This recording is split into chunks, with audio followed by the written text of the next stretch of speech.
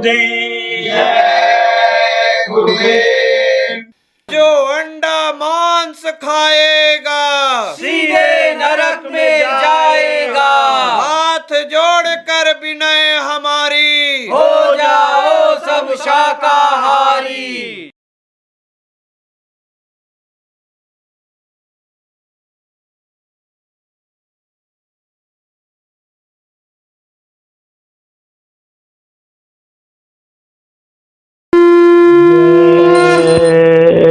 गुरुदेव,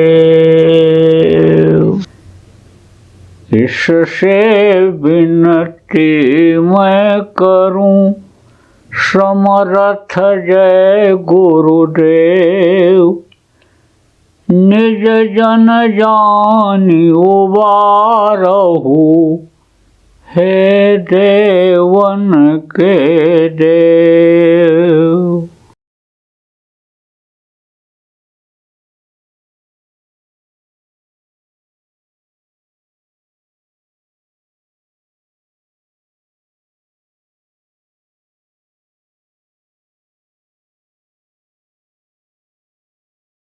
तब यह याद आया कि बात ये सही कह रहे हैं कि ये दुनिया अपनी नहीं है, संसार अपना नहीं है, ये शरीर भी अपना नहीं है। ये जिसका है वो जब चाहेगा खाली करा लेगा। ये किराए के मकान की तरह से है, ये छूट जाएगा। तब उसको ये जानकारी हुई जीव को। और उसके बाद में फिर जीवात्मा को याद दिलाया कि तुम यहाँ आकर के फंस गई हो, तुम यहाँ की नहीं हो, तुम तो सतलोक की हो, सतपुरुष के तुम अंश हो। तुम्हारे अंदर पावर उन्हीं की है, तुम्हारे अंदर शक्ति उन्हीं की है, और तुम इधर उधर भटक रही हो। इस शरीर से तुम उनके आगे हाथ फैला रही हो कि जो खुद उनसे मांगते रहते हैं। तो कहते हैं कि मंगता से कोई अगर मांगे तो कुछ मिलेगा। भिखारी से कोई इसीलिए कुछ नहीं मांगता है कि वो तो खुद भिखारी है, मांगता रहता है वो। तो जो मांगते रहते हैं प्रभु से दया, प्रभु से मुक्ति मोक्ष मांगते रहते हैं, नर समान नहीं कोनो देहि, जीव चराचर जाचते ही। जितने भी चर और अचर के जीव हैं, अन्य समझ लो कि सब अन्य मांगते रहते हैं। चर किसको कहते हैं? जो खाते हैं अन्न।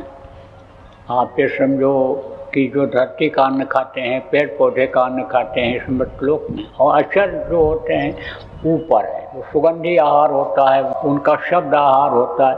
वो ऐसे नहीं चरते हैं, मुँह से नहीं खाते हैं जैसे यहाँ खाते हैं। तो चर और अचर जितने हैं सब जो उस प्रभु से प्रार्थना करते रहते हैं।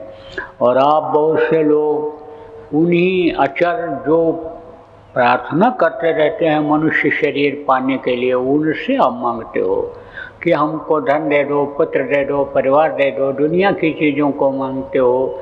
कोई अगर आप ये समझो कि ज़्यादा जानकार हो गया तो कहता मुक्ति मोक्ष दे दो।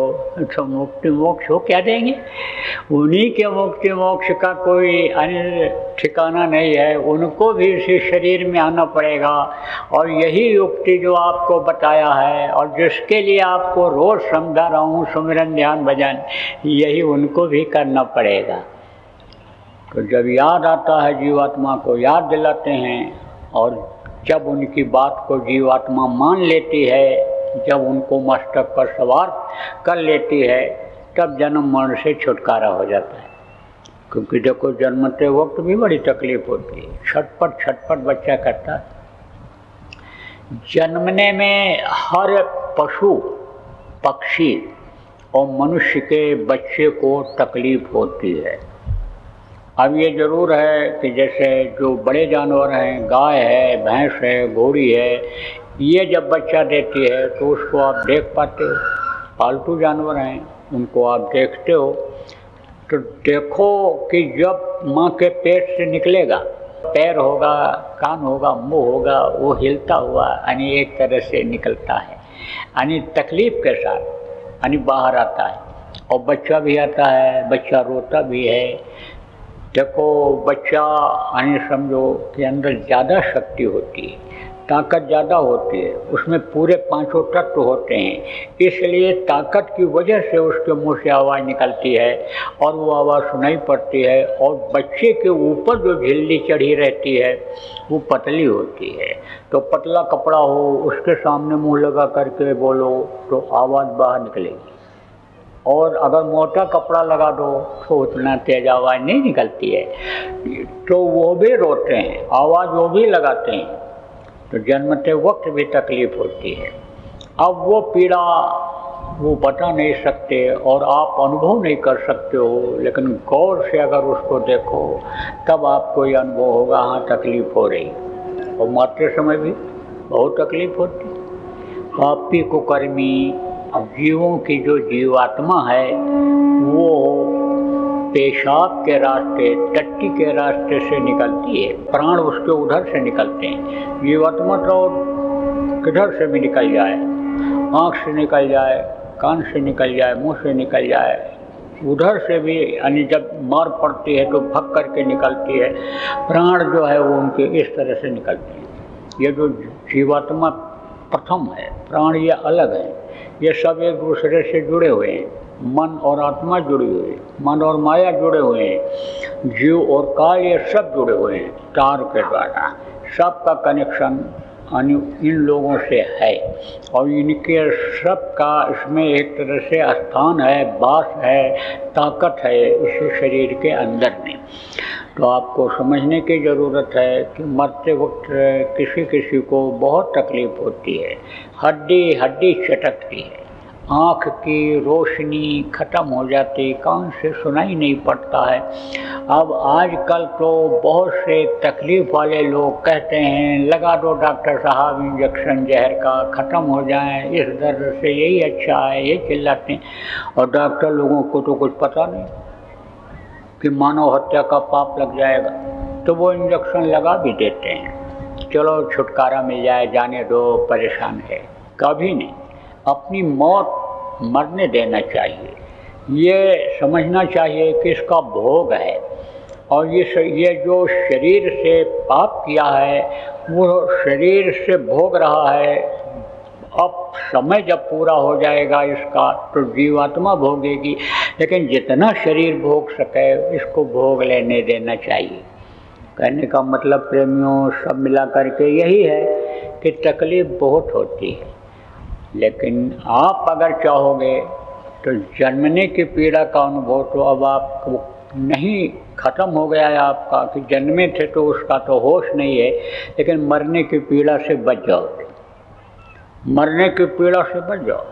देखो तकलीफ़ आती है तो तकलीफ़ में प्रभु याद आते हैं, प्रभु को याद करते हो, तकलीफ़ दूर कर दो और उसके बाद फिर इसी काम में लग जाऊँगा, लेकिन भूल जाते हो।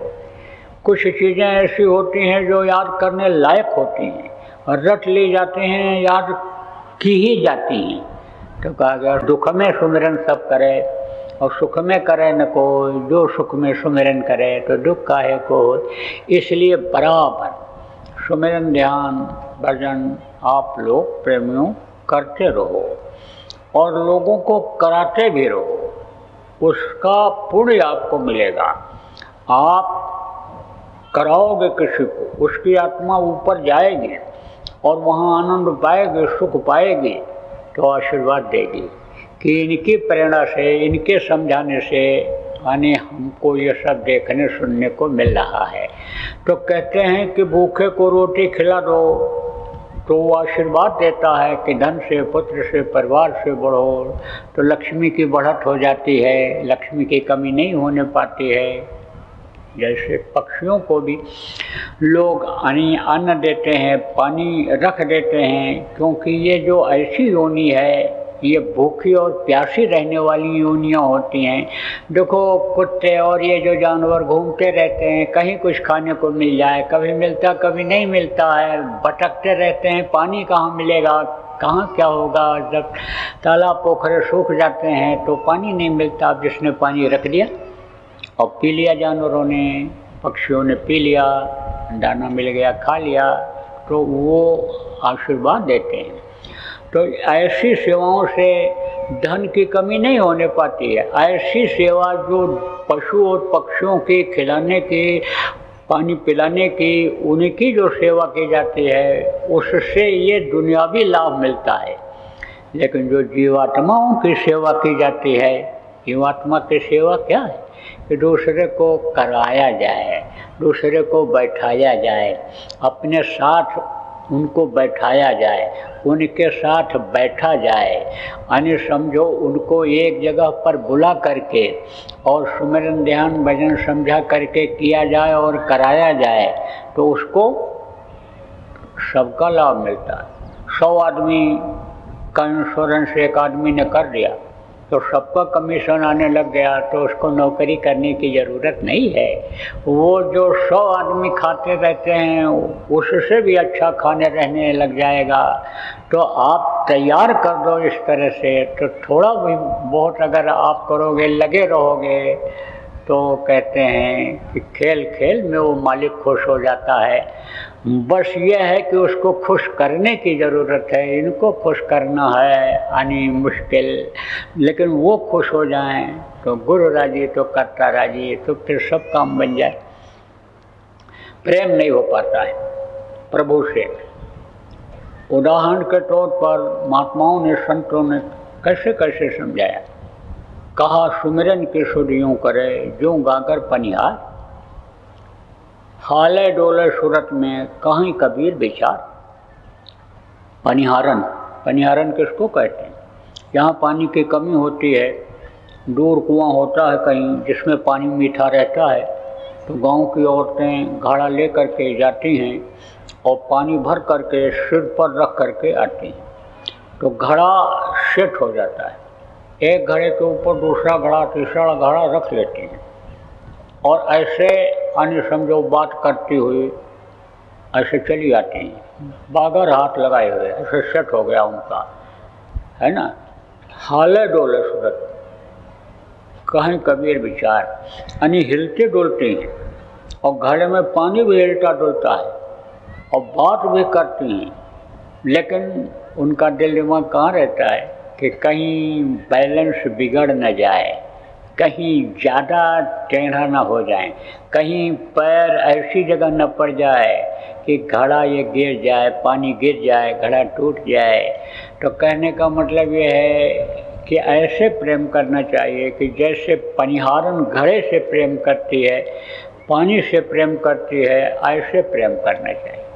हमेशा रास्ते भर उसको उसकी चिंता रहे, बात भी करेगी, रास्ता देखेगी, चलेगी भी, लेकिन गगरी की फिक्र रहेगी उसको। ऐसे ही रास्ते पर चलो, जीवन का ये सफ़र करो और आप ये समझो जीवन के सफ़र में ऊंचा नीचा, खंडक खाई आपको सब मिलता है, चलो उसी रास्ते पर।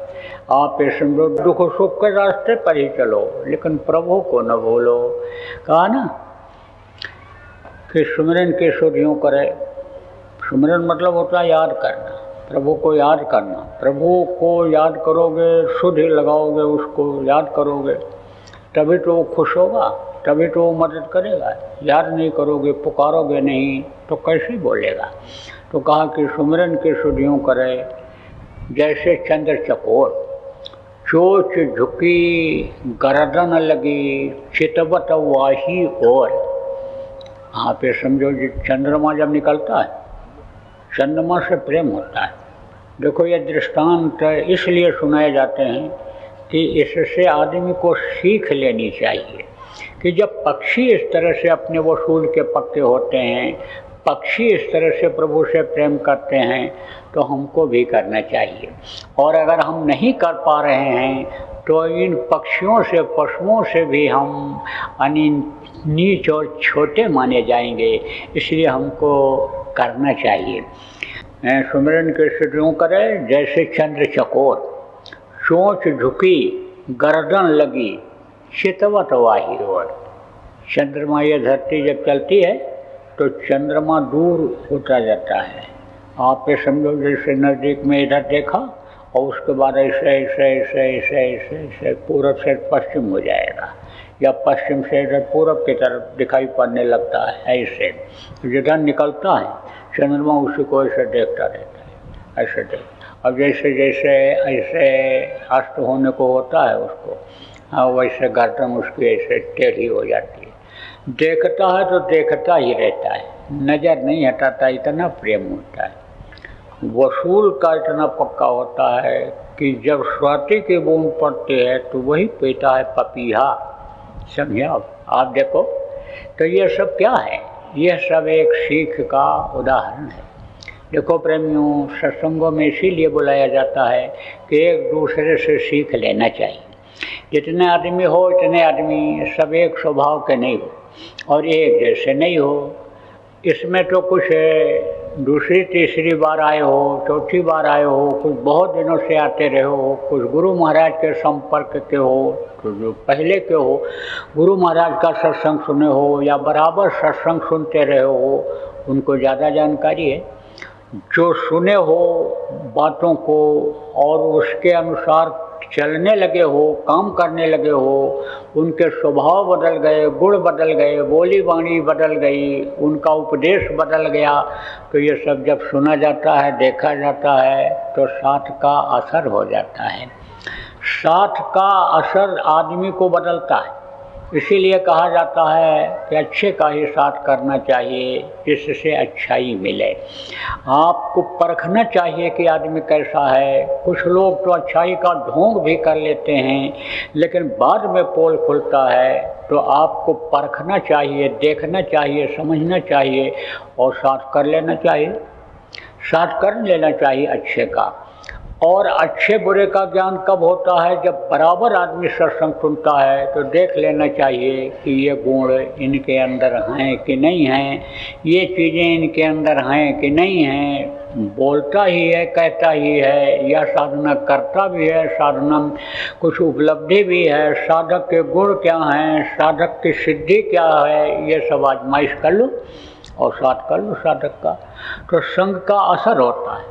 संगत ही गुड़ होत है, संगत ही गुड़ जाए, बांस पांस और मिश्री एक है भाव बिकाए। जैसे मैंने बताया स्वाति का बूंद है, स्वाति नक्षत्र होती है बरसात में, यानी बूंद गिरती है स्वाति नक्षत्र की, सीप के मुख में पड़ता, उसका अलग गुण है। और आप ये समझो भुजंग सांप के मुँह में, और आप ये समझो कि यानी हाथी के कान में और केला के उसमें, तो ये अलग अलग गुण है। मोटे तौर से आपको समझाता हूँ कि जैसे जुड़वा बच्चे हैं और एक को अंग्रेजी स्कूल में भर्ती करा दो, अंग्रेज़ों का स्कूल है, और एक को संस्कृत के विद्यालय में आप भर्ती करा दो, तो अंग्रेजी स्कूल में भर्ती वाले लड़के का रहन सहन, खान पान उसी तरह का हो जाएगा।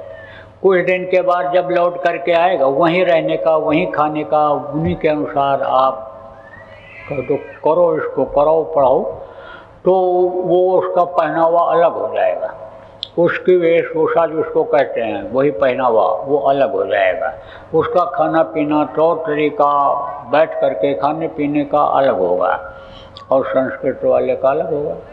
संस्कृत वाले का पूजा पाठ वो नियमित होगा, आचार विचार जिसको कहते हैं, आहार व्यवहार वो दूसरा होगा। वो समझो खड़े खड़े पेशाब करेगा, ये नहीं देखेगा पैंट पहनने वाला अंग्रेजी स्कूल में पढ़ने वाला लड़का कि पीपल का पेड़ है कि आम का पेड़ है कि देव स्थान है। वो तो जैसे ऊंचे स्थान को देख करके टांग उठा करके ये जो रखवाली करने वाले होते हैं जानवर, वैसा जगह देख करके कर देगा। लेकिन जो इन चीज़ों को जानेगा, संस्कृत में भारतीय संस्कृति की जानकारी होगी, वेद जिसको पढ़ाया जाएगा, वो तो ऐसा नहीं करेगा। बच्चा वही है, कौन सा माँ के पेट से जो निकला, यह भी वही है, वो भी वही है। और जुड़वा बच्चे हैं, 1-2 मिनट, 4 मिनट, 5 मिनट का अंतर होता है। आप ये समझो उसी में तारीख बदल जाती है, सन बदल जाता है। IAS के इंटरव्यू में पूछा था उसने, कहा कि 2 सगे भाई हैं और दोनों के यानी उम्र में 1 साल का अंतर है, यानी समझो कि दोनों सगे भाई हैं, लेकिन एक का जन्मदिन यह है और एक का यह है, कुछ इस तरह से है। तो उसने बताया था, जुड़वा भाई हैं, कुछ कहा था इस तरह। कहने का मतलब ये है कि एक 12 बजने में, 31 दिसंबर को 12 बजने में 2 मिनट पहले पैदा हुआ और 1-2 मिनट के बाद पैदा हुआ, तो उसकी तारीख बदल गई, सन बदल गया। तो एक तो जैसे 21 में कोई पैदा हुआ तो उसका 22 पे 1 साल का अंतर हो गया। तो कहने का मतलब ये है प्रेमियों कि ये जो होता है वो संग दोष होता है। संग साथ अच्छा जब करोगे, और मतलब ये है कि जब हमेशा यानी अपने लक्ष्य पर रहोगे तो यानी समझो कि उसका असर होगा, और साथ यानी समझो का असर आता है। बुराई से दूर रहना है तो समझो कि रखना है, तो बच्चों को भी ये बराबर हिदायत देते रहो कि वो बुरी संगत से बचें, क्योंकि आजकल लड़कों को बर्बाद करने का एक यानी समझ लो कि ग्रुप बना हुआ है जगह जगह पर कि इनके चरित्र को गिरा दो, इनको नशे की आदत डाल दो, फिर कहाँ जाएंगे, हमारे पास आएंगे ही, और जब उसके नशे के गुलाम हो जाएंगे फिर हम इनसे कुछ भी कराएंगे, फिर तो हम जो चाहेंगे वो कराएंगे। इसलिए इस चीज़ का ध्यान रखो। कल बड़े ज़ोर ज़ोर से एक आदमी कह रहा था बच्चा स्मैक पीने लगा, बच्चा स्मैक पीने लगा, स्मैक पीने लगा, क्या करें, छोड़ देगा, छोड़ देगा। अरे भाई, छूटने को तो सब चीज़ छूट जाती है जब उसका संकल्प बन जाता है, लेकिन संकल्प वाली जगह पर जब जाता है, वैसा साथ पड़ता है, तब छूटता है। और नहीं तो ये जो नशे की ऐसी चीज़ें हैं, इनका सेवन करते करते वो नशा जीत लेता है इस आदमी के मन को, शरीर को। जब तक शरीर में नहीं पड़ती है वो चीज़, तब तक यानी समझ लो कि शरीर निर्जीव रहता है, होश नहीं रहता है, ताकत नहीं लगती है। लेकिन मोटे तौर से आपको बता दें कि मान लो नहीं भी छूटता है, ऐसे नहीं छूटेगा, ऐसे तो उठ उठ करके भगता है, कहीं भी यानी चला जाता है, पागल हो जाता है जब नहीं मिलता है, जो ज़्यादा नशे का सेवन करता है आदमी। लेकिन अगर उसके मन में आ गया कि भाई नामदान जो बताया गया है, यानी आप ले आए, नामदान जो बताया गया सुना है, उसको करने लग जाए, और करने में ही वो यानी ऊपर चढ़ाई करने लग जाए, ऊपरी लोकों में निकल जाए। तो जब ऊपरी लोकों में निकल जाती है जीवात्मा, तो शरीर का कोई बोध नहीं होता है, इसमें कुछ नहीं, न टट्टी पेशाब लगता है, ना भूख लगती है, न कुछ होता है। तो ऐसे अगर साधना में ही लग जाए तो ये शरीर सध जाएगा। फिर तो ये न तो मन मांगेगा कि इसको दो, और न शरीर में जो वो जगह बनाए हुए आपूर्ति के लिए वो उसकी भी ज़रूरत नहीं रह जाएगी। तो कहने का मतलब ये है कि यानी जैसे हमने कहा कि चीज़ एक ही है लेकिन गुण अलग अलग हैं, वही बूंद दूसरी जगह पड़ती है तो कुछ बनता है, वही बूंद ऐसे पड़ती है, ऐसे ही ये चीज़ तो एक ही है, लेकिन ये चीज़ अनमोल है, इससे बहुत समस्याएं सुलझती हैं। लेकिन जब आप बात को पकड़ोगे और अपने परिजनों को, परिवार वालों को, रिश्तेदारों को बताओगे, अपने बच्चों को समझाओगे, करोगे और कराओगे, तब आपकी समस्या ये दूर होगी।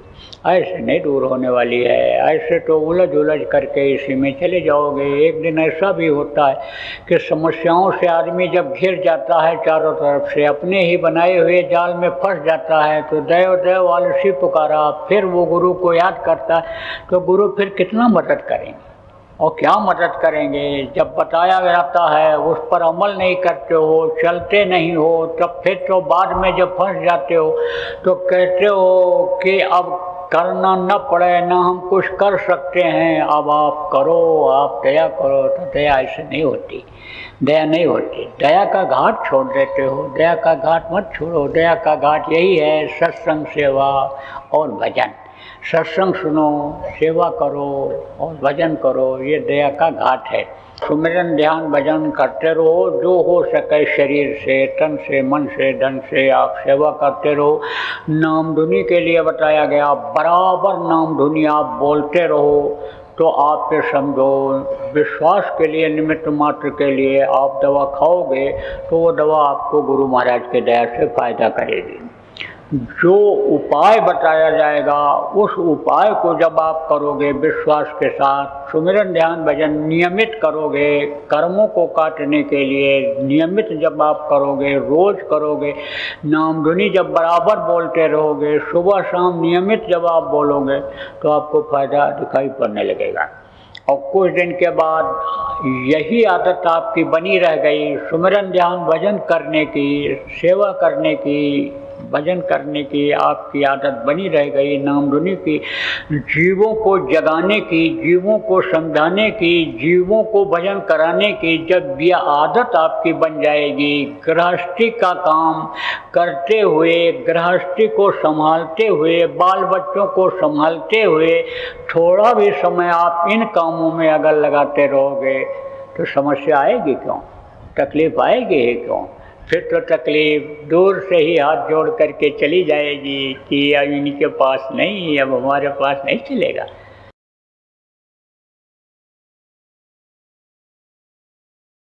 तो जिसको जितनी जानकारी होती है उतना हर कोई कराता है, कुछ न कुछ यानी समझो कि अच्छी बात बताता ही है।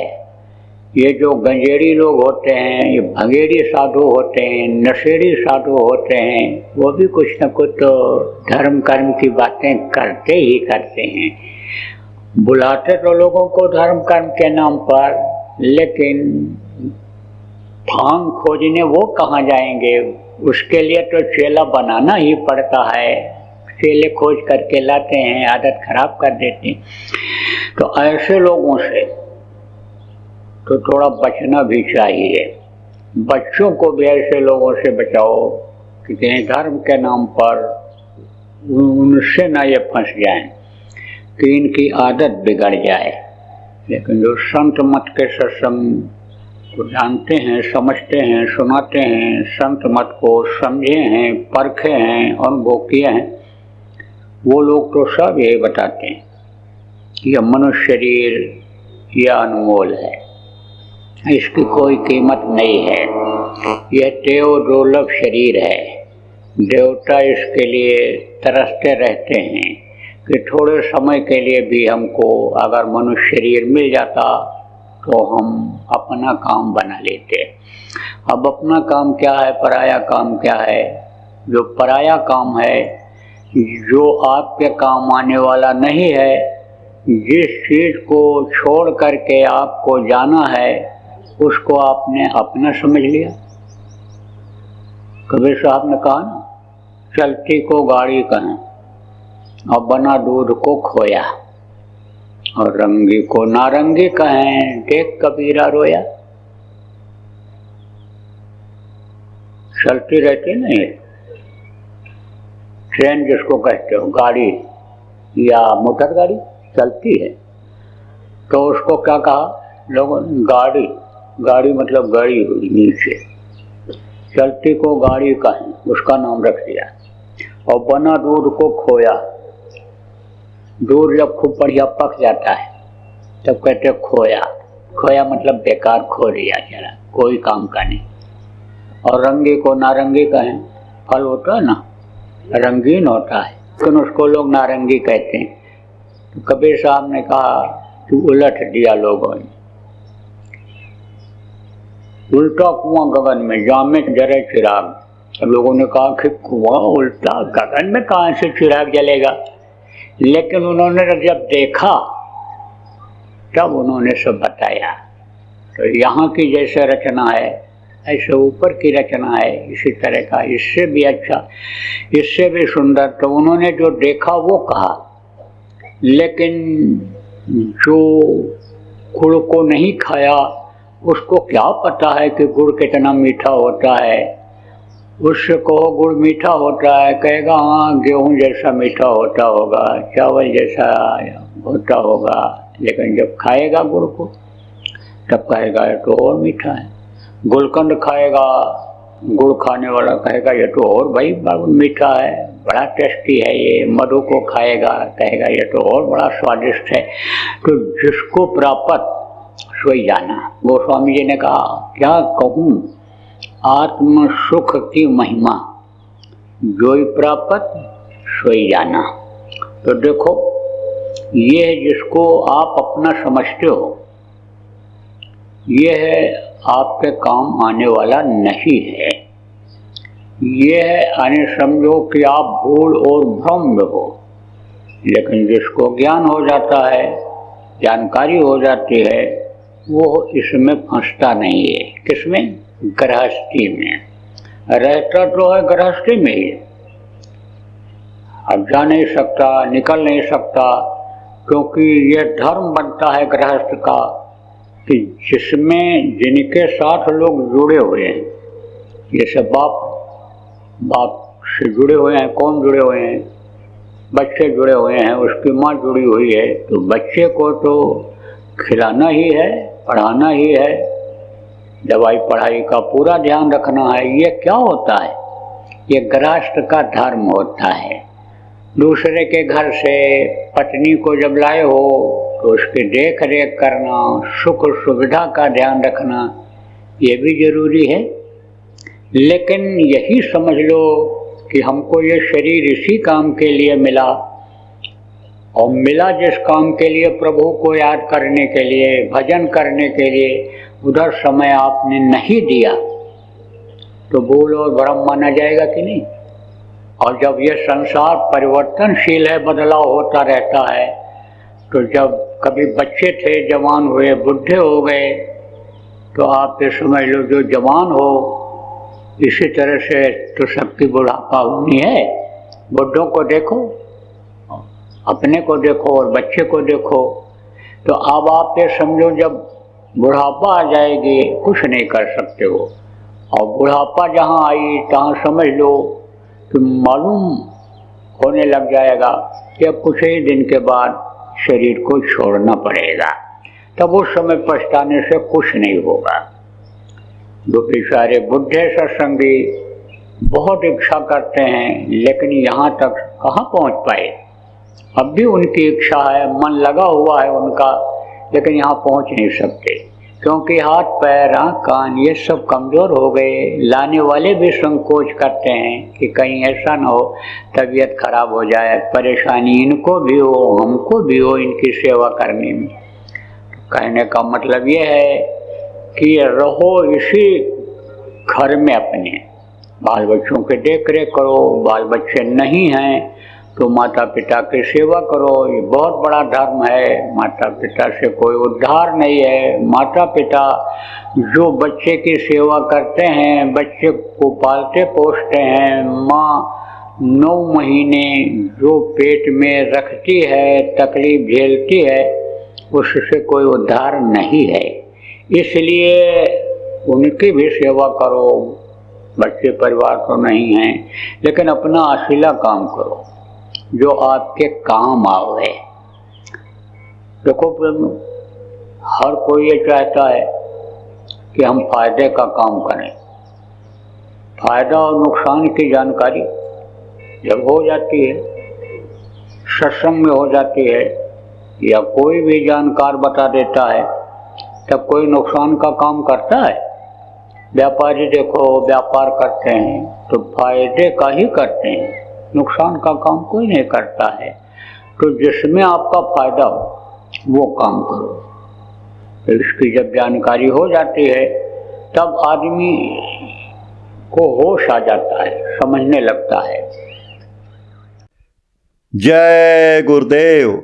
अभी आपने बाबा उमाकांत जी महाराज के सत्संग को सुना। बाबा जी अन्य किसी से चंदा न लेकर अपने प्रेमियों के सहयोग से देश विदेश में तमाम जनहित के काम करते हुए सभी तरह की तकलीफ़ों को दूर करने व प्रभु के मिलने का उपाय बताते हैं। आप इस जीवन के इस बचे हुए समय में समय निकालकर बाबा जी से ज़रूर मिलिएगा। आपके सुझाव के लिए व्हाट्सएप नंबर 9575600700।